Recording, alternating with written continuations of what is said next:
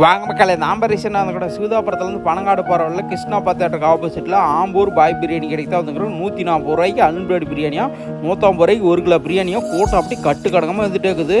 இந்த ஆஃபர் நீங்களும் யூஸ் பண்ணிக்கோங்க. இந்த வீடியோ நிறைய பேர் ஷேர் பண்ணுங்கள், மறக்காமல் ஐடி ஃபாலோ பண்ணிங்க. பிரியாணி பார்த்தீங்கன்னா பாஸ்மதி ரைஸ்லேயே இருக்குது. அம்மாப்பேட்டையிலேயும் ஒரு கடை இருக்குது தான்.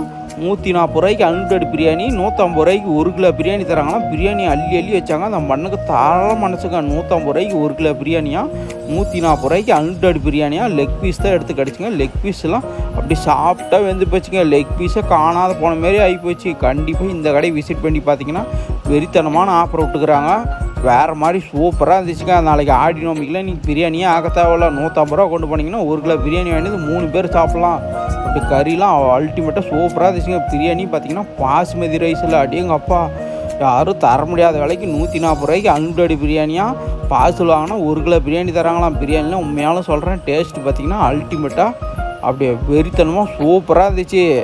வேறு லெவல். சில்லி அதுலேயே கொஞ்சம் கறி, கொஞ்சம் ஆனியனு, தயிர் பச்சடிலாம் வச்சு சாப்பிட்டா அப்படியே வேறு மாதிரி வெறித்தனமாக இருந்துச்சு. மறக்காமல் ஐடி பாட படிக்காங்க.